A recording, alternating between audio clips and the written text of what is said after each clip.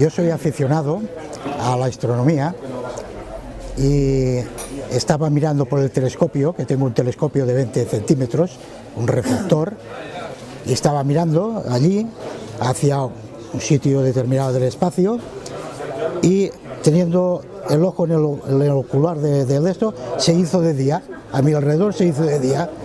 Digo, caramba, ¿qué pasa?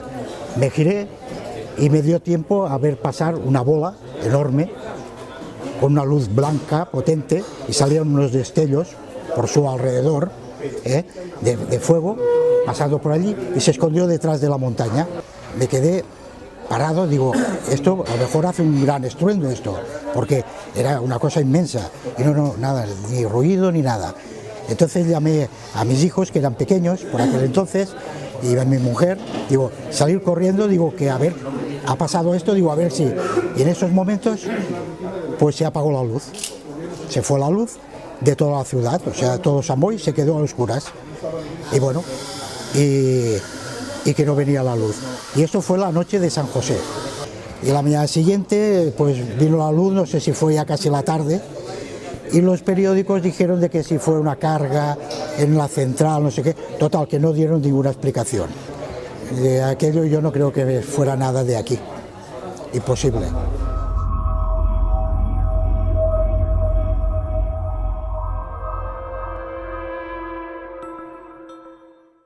Era el testimonio del señor Sendrós, un testimonio que grabábamos precisamente en uno de esos días 11 en Montserrat, en el Hotel El Bruc, como hemos conocido también hace unos minutos, punto de encuentro de aficionados y apasionados del misterio y de la ufología. Un testimonio del que, para tener más detalles, tenemos con nosotros a Marisol Roldán. ¿Qué tal? Bienvenida. Muy buenas, Joaquín. Y bienvenida a la cuarta temporada, esta nueva temporada también del Sombras en la Noche. Pues encantadísima con esta nueva edición y novedad y, bueno, disfrutando con este primer tema, que es Montserrat, uno de mis grandes, ¿no?, de mi pasión. Este testimonio que veíamos, Marisol, hacía referencia a un acontecimiento que ocurrió en los años 80 aproximadamente. Sí, el testimonio de Sendrós es uno de los más impactantes porque es un testimonio vívido, auténtico, de uno de los desclasificados de 1983, que hace mención tanto a ovnis como a un apagón, entre comillas, que hubo en toda Barcelona y que permitió que se viera muy nítidamente una gran oleada de objetos voladores no identificados que fueron vistos desde tierra y desde aire, incluso por personal del Estado, militares y Guardia Civil, y testimonios que además luego fueron dados en televisión, en varias cadenas como Televisión Española y TV3, de la que además se guarda un registro que se perdió la copia, que llegó a hacer un cámara de TV3. Hablamos en otros programas. Hoy el tema de Sendrós, que es digamos, el icono, ¿no?, de lo que pasó ese año, en ese día. Pues él estaba bastante impactado cuando yo lo conocí, tenía pérdidas y lagunas de memoria. Suele pasar muchísimo con los avistamientos, en los que se queda el impacto, ¿no?, de haberlo visto, es algo imborrable, te pone a buscar, de alguna manera te afecta psicológicamente, y eso le pasó al señor Sendrós, como hemos escuchado. Pero indudablemente también les hace, ¿no?, tener como una especie de dualidad, una emoción dual. Piensan que lo que han visto es equivocado, que puede deberse a otras cosas, no saben dónde acudir, España no está preparada, ¿no?, para tener un centro de llamadas donde una persona que haya visto una anomalía en los cielos pues pueda hacerlo. Entonces lo que suelen hacer es llamar a los guardias civiles o a controles aéreos, y estos terminan dando a archivos y pasan a lo que es los archivos aéreos militares españoles, ¿no? Y así es como conocemos el caso de Sendrós y 1000 y pico que se dieron esa noche bajo el apagón. Y se vieron, él vio una esfera bastante grande, uno de los grandes ovnis, podría ser lo que se describe como una nave nodriza, y al mismo tiempo que se veía en Barcelona, en otras zonas de Cataluña, donde no había apagón, pero sí que es verdad que también las condiciones lumínicas favorecen el ver el cielo mucho mejor, como era el caso de Lleida. También pudo ser visto este objeto volador de grandes dimensiones, impactante por su escala, el recorrido, el silencio que tenía. Es algo que a los investigadores esto nos provoca una especie de sentimiento de de qué es lo que se nos está ocultando, ¿no? ¿Qué tecnología es la que tenemos ahí humana? ¿Es tecnología militar? ¿Qué tipo de artefacto? ¿Es una nave de transporte? ¿Es de defensa? ¿Contiene algún tipo de armamento? Todo esto nos lo planteamos nosotros. Las personas desde su casa se plantean quizás cosas más básicas. ¿Es extraterrestre o es humano, no? Y ahí se quedan, que es un poquito lo que le pasó a Sendros. Pero nosotros vamos un poquito más allá, porque aquello de que un objeto volador no identificado, o sí, pero desconocido, ¿no? En algún experimento secreto, militar, pasara por encima de nuestras cabezas, nos hace indefensos ante esos experimentos que pudieran practicarse con la humanidad, ¿no? Que te pase además donde tú vives, imagínate el temor, ¿no? El investigador mira, por lo tanto, no solamente discriminar si es un ovni o no lo es, sino también si hay una especie de alarma o no, si hay un experimento, si hay una especie de conspiración en los cielos, están pasando cosas, no se nos dicen y por qué motivos no se nos está diciendo, ¿no? Por lo tanto, el caso de Sendros es impactante. Luego es también el icono del testimonio medio, es una persona que no está aficionada a estos temas, que bueno, lo ha escuchado pero no sufre una obsesión, una adicción, ¿no? a esos objetos voladores, y que de repente, guiados en la mayoría de veces, en este caso es una muestra por la intuición, se asoman a un punto donde pueden ver nítidamente estos objetos, variados, pero los ven nítidamente. Y años después, incluso cuando recuerdan ese recuerdo, que suelen, decíamos, olvidarlo, pueden describir también muy detalladamente cómo eran, qué tipo de luz emitían, qué sonido se escuchaba o no se escuchaba. En el caso de Sendros podemos apreciar que incluso dice, no, hacía sombra en la propia noche, en la propia oscuridad hacía sombra. Bueno, pues esto los primeros años no se recordaba por parte del testimonio, ha sido con el proceso del tiempo en que reflota. Esto también nos preocupa a los investigadores tras los avistamientos. ¿Qué poder, qué armas, si es humana o extraterrestre, manipula, ¿no? La mente de los testimonios, en este caso en concreto de miles de testimonios, para que durante un X periodo de tiempo ellos olviden parte de lo que han visto, ¿no? Y qué intenciones hay detrás añadidas, ¿no? Todo esto de alguna manera hace que sean casos fascinantes. Por eso el contar con Sendros era importante, y porque años y todo después... esto, Marisol, disculpa, hace que una investigación transcurra a lo largo de muchos años. Sí. Es decir, no es simplemente hacer un acercamiento al lugar, una primera entrevista a la persona que ha sido testigo, sino un seguimiento de muchos años. Además es el propio testimonio el que cuando empieza a recordar ese impacto emocional le hace ponerse a buscar, se convierte en su propio investigador. Y no es la primera vez. En el caso de Sendros, él mismo intentó documentarse, empezó a comprarse libros, tanto de ciencia. Él es un gran aficionado a la astronomía, ¿no? Entonces amplió un poquito el bagaje. No era una persona tan difícil no era tan fácil de manipular, puesto que conocía un poquito los objetos celestes y sus órbitas, y un poquito cómo observar el cielo nocturno. Cuando a él le pareció aquello algo impresionante, imagínate. Eso hizo también que le llevara a buscar a otros como él. A los investigadores nos pasa, cuando vemos un testimonio, de inmediato salimos a buscar otros que en el mismo lugar pudieran haber oteado, ¿no? Ese objeto, para que nos lo describan. Primero, que nos lo confirmen. Segundo, que nos lo describan cosas que al primero se les pudiera haber pasado por alto. Y luego, para confirmar la amplitud, ¿no? del avistamiento en sí de ese objeto volador.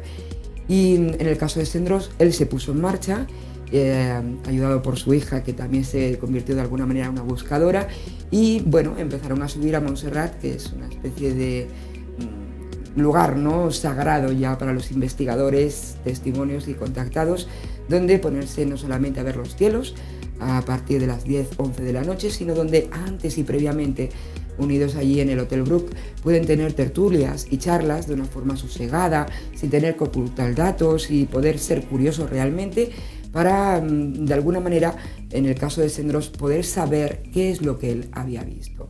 Indudablemente, años después, décadas después, él no sabe exactamente lo que vio, pero sabe o piensa que no es de este mundo, que no puede ser militar, y que aunque no tenga las respuestas, indudablemente le abre la mente a que existen cosas que quizás el hombre en su vida rutinaria no quiere ver, le da miedo, y simplemente mirando como él a la ventana o a los cielos, puede ser que nos llevemos alguna curiosidad de cosas que se mueven luminosas. Bueno, pues un testimonio, como hemos visto, que además después se convirtió también en habitual de esas subidas cada día 11 a Montserrat. Y bueno, precisamente de Montserrat, Marisol, tenemos un nuevo testimonio con el que vamos a terminar esta breve intervención. Bueno, conociendo el caso de Sendros, del que seguramente nos seguirán llegando más datos, seguramente tenemos ocasión de volver a hablar con él, de aportar algo más o de contrastar, ¿no? Porque es de los pocos testigos de aquella noche, ¿no? O pocos testigos, en este caso, pues civiles, ¿no? Porque hay casos, Bueno, no, hubieron registrados 1000 y picos. En el caso de 1983, fue una gran oleada. Esa era una noche en la que se han repetido, ¿verdad? Sí, en el 86 volvió a repetirse. Pero después, ya más reciente, en fechas más recientes. Sí, y en la misma zona. ¿Sí? Desde la ermita de San Ramón, ahí mismo donde él lo veía, un poquito en su ladera, hay personas que testimonian haber visto objetos de grandes dimensiones viniendo también dirección de Montserrat hacia Barcelona, posiblemente buscando el mar, ¿no? Que es donde tienden a ir los ovnis, de montaña a mar o de mar a montaña, no sabemos por qué, pero hacen esta especie de ciclo, ¿no? Atraídos posiblemente por algún tipo de energía o algún... También tenemos que ver que en ese recorrido hay pues torres de control aéreo, hay militares distribuidos más o menos de forma abierta o de forma oculta. Y la verdad es que, bueno, sí que han habido casos. Él mismo tuvo la suerte de ver en otra ocasión, no tan espectacular, y le dejó un poquito más de duda porque la luz que vio era a distancia, sobre la montaña de Montserrat. Tenemos casos, por ejemplo, tenemos a Rafael, que es un caso que vio algo similar, estando en Molins de Rei, que es una población cercana, pero justo al otro lado del Llobregat, ¿no? Testimonios de esa noche, que es lo que tú me preguntabas, sí, 1000 y pico que yo haya recogido, posiblemente compañeros más. Y en los desclasificados de ese año, de esa noche en concreto, de 1983, se hablan de al menos 800 que los militares pudieron testimoniar, hablar con ellos y de alguna manera coger un detalle u otro. Piensa que aquello era de gran envergadura, no solamente fue visto, no sé, que atravesó poblaciones, atravesó carreteras, autovías, incluso hasta camioneros han testimoniado un poquito lo que aquello pasó. Es uno de los ovnis gigantescos. Hubo el de Sabadet en el 86, y todos ellos recogidos por los desclasificados de las Fuerzas Aéreas Españolas del MOA, y realmente con un número impresionante de testimonios, y que luego tachado muchísimas veces ese desclasificado, al darse a conocer, realmente casi lo quiere solucionar diciendo que bueno, que algo sería como un Hércules, ¿no? En aquel momento, llevando algún tipo de transporte, ¿no? Hacia Asia o hacia Europa, o lo quieren forzar en explicar simplemente por no seguir ahondando o hacernos ver que no lo están investigando, que eso también. También. Bueno, pues vamos a ir a otro testimonio, en este caso diferente, ya que el que conocíamos ahora, el del señor Sendros, este caso, era un testimonio concretamente de un avistamiento fortuito, repentino, pero este que vamos a ver a continuación parece como algo medio buscado, podríamos decir, a través de unas meditaciones, como Jesús, que es el testimonio, nos cuenta su caso. ¿Qué nos puedes contar un poco? Bueno, después de décadas de acudir, ¿no?, la gente a Montserrat, aficionados, curiosos, incluso escépticos, investigadores, testimonios, también es verdad que ha venido una gran oleada de personas que tienen una búsqueda interna, ¿no?, espiritual. Muchos siguen la nueva era, otros son grupos de contactismo, se reúnen ahí porque ya de por sí, como hemos comentado en el programa, la montaña tiene un algo mágico, energético, ¿no?, y ellos entienden que son llamados allí. Entonces, en grupo o de forma individual, hay varias explanadas, no solamente la elegida por Grifol, que es una grande para que quepan muchas personas, sino que hay más pequeñitas.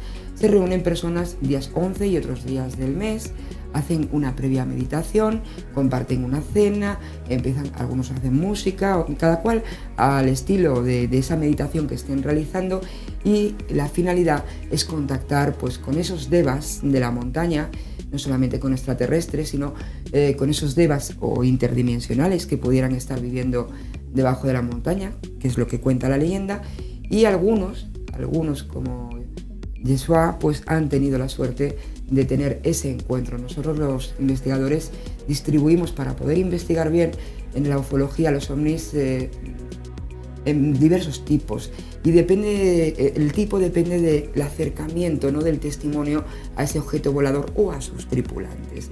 Mientras que Sendros sería el primer tipo, que es el típico avistamiento de otear a simple vista. El de Yeshua sería el de cuarto tipo, que de alguna manera estuvo totalmente en contacto con esos seres. Incluso, si lo escuchamos bien, es como si lo hubieran guiado previamente, porque ya era una persona espiritual que hacía otro tipo de meditación en otros sitios, lo hubieran guiado previamente, como hicieran en su momento con Grifol el testimonio, a que fuera ahí en Montserrat donde tuviera ese encuentro más importante. Y normalmente no es el único caso, el de Yeshua, sino que son también cientos de personas de grupos que, por ejemplo, está Lux Botán, que ellos están moviendo lo del calendario maya y que también tienen una movilización internacional. Viene gente de toda España, viene gente de Venezuela, vienen los ancianos mayas de México con él y se reúnen varias veces al año ahí en Montserrat y también han tenido importantes encuentros o han aparecido luces en los cielos mientras ellos celebraban una especie de convocatoria, ¿no?, con esos devas. Bueno, es impresionante. Yo creo que merece la pena escuchar el testimonio de Yeshua porque es una persona bastante coherente, que lo explica, aun siendo espiritual, de una forma manteniéndose en un punto neutro y racional, lo cual no deja de ser impresionante, ¿no? Porque el tener un ser dimensional, intraterreno, no sabemos qué tipo, incluso imaginación que te dé unas pautas, unas guías, y que además luego eso que te está dando se cumpla, porque es casi una profecía, una premonición, pues es impresionante. Y en el caso de Yeshua sí que puedo decir que le guían. En el caso de esto de Montserrat, estos seres les han dado más noticias o informaciones o le han dicho a gente que tendría que conocer, y yo que estoy con él en grupos y que estoy en seguimiento y tal, sí que es verdad que luego acontecen esto que él comenta. Así que impresionante. Pues con este testimonio con Yeshua, vamos a despedir esta intervención, este bloque en el que hemos conocido un poquito más de ovnis, sobre todo casos Sendros, hemos derivado también un poco en todo lo de Montserrat y hemos terminado pues con una forma también diferente, ¿no?, de visualizaciones que también se producen los días 11 de todos los meses. Pues Marisol, gracias por esta aportación interesantísima y hasta la próxima. Hasta la próxima.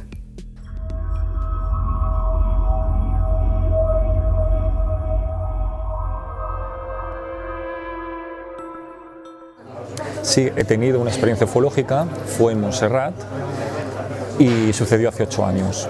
Pues fue todo como muy imprevisible.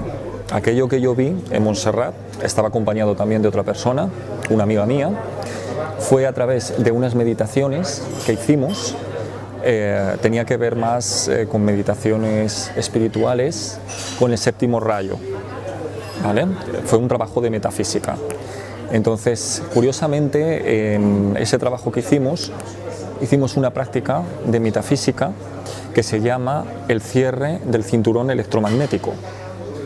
Es una especie como de ritual, no sé cómo explicarlo, no es un ritual tampoco muy laborioso, sino que es más bien una visión de que tienes que concentrarte, que todo tu aura, todo tu campo externo está rodeado de una gran cúpula, ¿no? Entonces hay un cinturón que se cogería por el plexo solar y hay una visualización con unos mantras especiales y unas plegarias que tienen que ver con la séptima llama y con San Miguel Arcángel. Tú eres una persona, por tanto, que antes de ver este ovni has vivido una serie de preparaciones voluntarias. He vivido una serie de preparaciones voluntarias e involuntarias también. Es decir, se me fue preparando con el paso de los años a través de unas experiencias que tuve y tenían que ver a nivel de abducción. Fue una noche, no recuerdo bien si sería a partir de las 12 de la noche o la 1, porque fue por una excursión que hicimos y fue en una de las cumbres más altas de Montserrat, que allí después de hacer pues el peregrinaje quedamos en unas cumbres de allí, de arriba. ¿Te acuerdas si era verano, invierno? creo recordar que era otoño. Solo estaban ahí dos personas. Sí, estaba yo con otra amiga, que ella también había hecho sus trabajos a nivel de metafísica y conocía el poder de los rayos también en sí, las prácticas de las llamas, todo esto. A partir de aquel día has vuelto a tener contacto con los ovnis, ¿has visto alguno más? A ver, de ver ovnis, a nivel de verlo como un objeto externo, ¿vale? No, pero sí tuve visiones de naves bastante grandes, naves que yo las llamaría nodrizas. Además de naves, ¿has tenido la suerte de ver a sus tripulantes? Tuve la suerte de ver en esa experiencia las naves y a los tripulantes también. ¿Cómo eran? Si me Pues los tripulantes que yo vi en Montserrat, que además fue curioso porque estaban también dentro de lo que yo, sin mal lo recuerdo, podrían ser naves o grandes esferas de luz. Eran altos, delgados, y no logro recordar que realmente tuvieran una densidad, ¿vale? Corpórea, ¿no? Física, como nosotros estamos acostumbrados a vernos nosotros. Eran más como seres de energía. Había muchísima electricidad o una energía que los recorría, como más tipo metálica, podría decir. ¿Tu sensación con ellos? De paz. Mi sensación con ellos, realmente cuando me ocurrió la experiencia, fue una sensación de liberación, de paz y de asombro, puesto que curiosamente aparecieron después de haber terminado con los rituales iniciáticos en nombre del Arcángel San Miguel. Pero sí que ciertas preguntas que íbamos haciendo, ellos se movían de una manera especial. O sea, juraría que ellos era como que levitaban.